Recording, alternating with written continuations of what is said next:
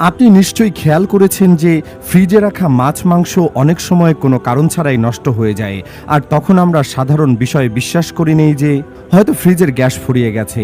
কিন্তু একটু মনোযোগ দিয়ে শুনুন, এই যে গ্যাস শেষ হয়ে যাওয়ার কথা আপনাকে সবাই বোঝায়, এটি আসলে একটি বড় ধরনের ভুল ধারণা। এটি এমন একটি প্রতারণা যা দিয়ে মিস্ত্রি আপনাকে বিভ্রান্ত করে টাকা হাতিয়ে নেয়। আমার বন্ধুদের সাথেও ঠিক এটাই হয়েছিল।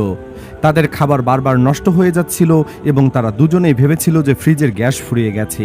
কিন্তু আমি তাদের ভালোবাসা এবং সম্মানের সঙ্গে বুঝিয়ে বললাম যে আসল সমস্যাটা অন্য কোথাও। সত্যি বলতে এটি খুবই সাধারণ একটি বিষয়। যখন ফ্রিজ ঠান্ডা করা বন্ধ করে দেয়, আমরা সাথে সাথে গ্যাসকে দোষ দেই। কিন্তু বাস্তবতা হলো 99% ক্ষেত্রে গ্যাসের কোনো দোষ থাকে না। আসল সমস্যা থাকে ফ্রিজের মোটরের পেছনে থাকা দুটি ছোট যন্ত্রাংশে, থার্মাল প্রোটেক্টর এবং রিলে। এখন একটু মনোযোগ দিয়ে বুঝুন, আপনার কি করতে হবে। প্রথমে ফ্রিজের প্লাগ খুলে ফেলুন। এরপর একটি স্টার স্ক্রু ড্রাইভার নিন এবং মোটরের কাছে থাকা ছোট কভারটি সাবধানে খুলে ফেলুন। কভারটি সরালেই আপনি দুটি পার্ট দেখতে পাবেন, থার্মাল প্রোটেক্টর এবং রিলে। এই দুটি পার্টস মোটর স্টার্ট করানোর জন্য দায়ী থাকে।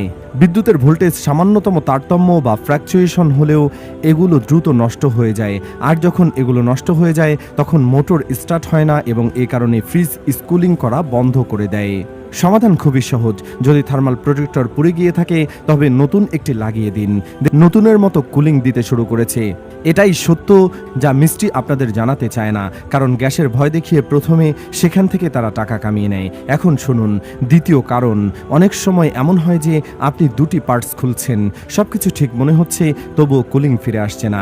তখন আসল খেলা এখান থেকেই শুরু হয়। আমি আপনাকে পরিষ্কারভাবে বলে দিই, যতক্ষণ না এই পুরো ব্যাখ্যা শুনছেন কোনো অবস্থাতেই আপনার ফ্রিজে গ্যাস ভরাবেন না, কারণ আসল সমস্যা বেশিরভাগ ক্ষেত্রে গ্যাসের হয় না।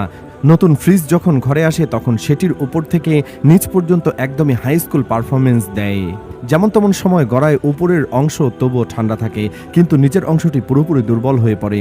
সবজি পচতে শুরু করে, দুধ নষ্ট হয়ে যায়, আলাদা পর্যায়ে দুর্গন্ধ ছড়ায় এবং মেজাজও পুরোপুরি বিগড়ে যায়। তবে এয়ার ফ্লো আটকে যায়। এয়ার ফ্লোই হলো ফ্রিজের প্রাণ। বাতাস যদি না ঘোরে তবে নিচের চেম্বারটি ঠান্ডা হবে না। এখন এর সমাধান যতটা সহজ, মানুষ ততটাই একে অবহেলা করে। শুধু একটি পাতলা তার নিন এবং পেছনের ড্রেন হোলটি ধীরে ধীরে পরিষ্কার করে দিন। ভেতরে জমে থাকা সব ময়লা বাইরে বের করে দিন।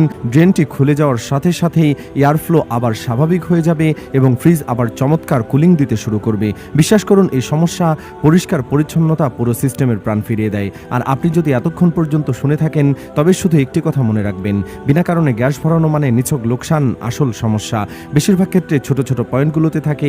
এই তথ্যটি অন্যদের সাথে শেয়ার করবেন যাতে অন্যরাও অকারণের সময় নষ্ট না করে এবং নিজের ফ্রিজ নিজে বুঝে স্মার্ট উপায়ে মেরামত করতে পারে। যদি এই ভিডিওটি আপনাকে নতুন কিছু শেখাতে পারে তবে একটি লাইক অবশ্যই দেবেন।